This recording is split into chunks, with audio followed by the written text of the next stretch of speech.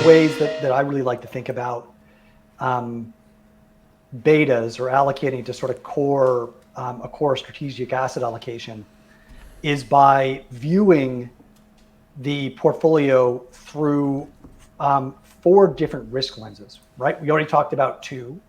One is growth risk, right? Growth surprises to the downside, which is bad for equities, ostensibly good for bonds because it then leads to lower than expected inflation or demand. And then on the other side, inflation, right? So, Rod, can you pull up that? Yep. Yeah.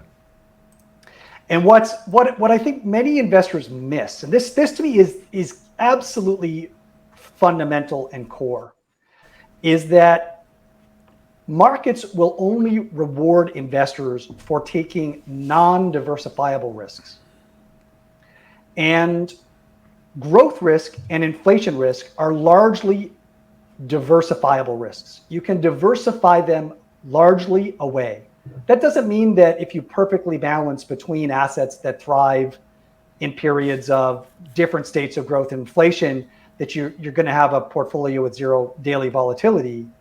You're still going to have microstructure effects, uncertainty, different interpretations of the macroeconomic data, et cetera. You're going to have some portfolio volatility and you're going to have some drawdowns, et cetera. But the returns will be relatively normal and they will drift up over time so long as capitalism is operating as expected. So if you can how do you form an optimal portfolio to diversify away growth and inflation risks? Well, the first step is to ensure you have sufficient portfolio diversity.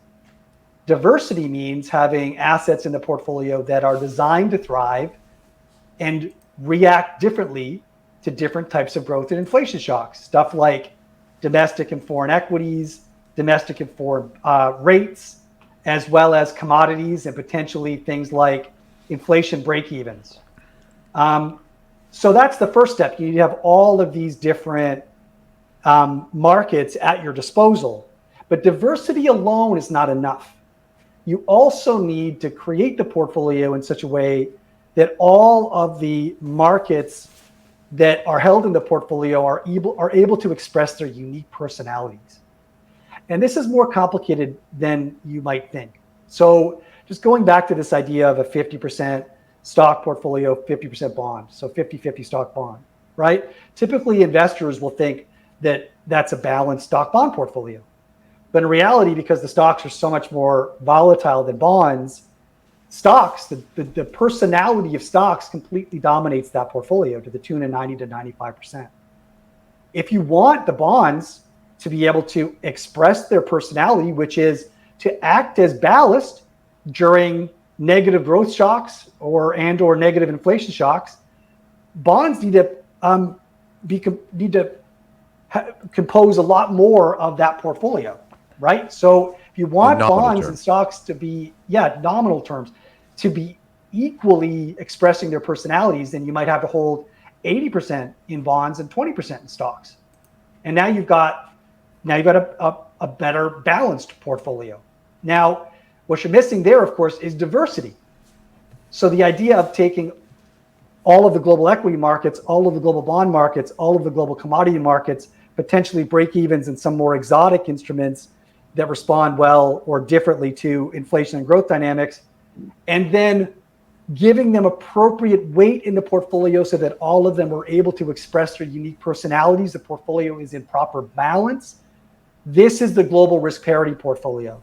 And it should, in general, diversify away growth risk and inflation risk, which should prompt you to ask, well, then, what sort of risk am I rewarded for? Why should I expect a properly diversified global risk parity portfolio to deliver returns, long-term premium?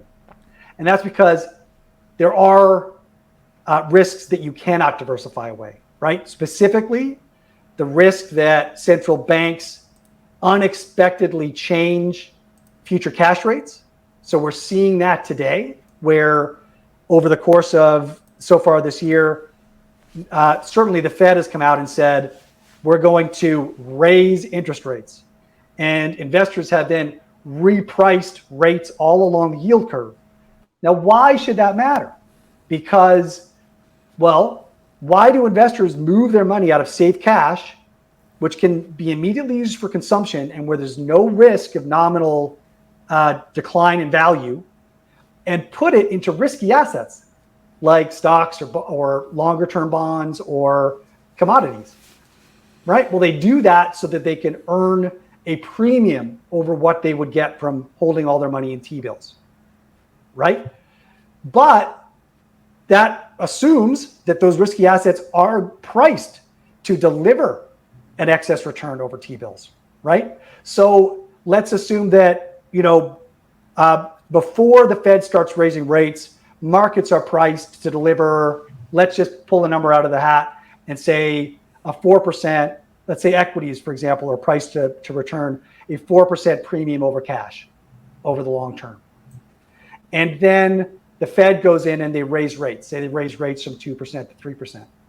Well, now stocks need to be repriced lower in order to preserve what investors require, right? That 4% excess return over cash.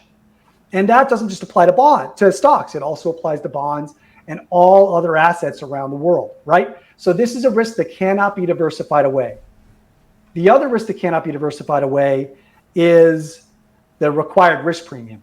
So, sometimes investors feel like they want to get geared up, they want to take risk, they're more concerned with getting a return on their capital, so they're willing to accept lower risk premiums, and that drives asset prices higher. At other times, they're feeling more cautious, more concerned, and they're going to require a higher risk premium to entice them out of their safe cash investments, right? So this can kind of be proxied in markets by, for example, the PE multiple, right? When the PE multiple is expanding, it's because investors are willing to accept less forward return for the same amount of risk. And when PE multiples are contracting, they're requiring more return to entice them out of risky assets, right? So you've got diversifiable risks, growth and inflation, which you can diversify away with a properly constructed global risk parity portfolio, mostly. And then you've got non-diversifiable risks, the risk of unexpected shocks to future cash rates, and the risk of changing risk premia. Those are the only risks that the market should reward you for taking, because they're the only risks that the market or that you cannot diversify away with a properly diversified and balanced portfolio.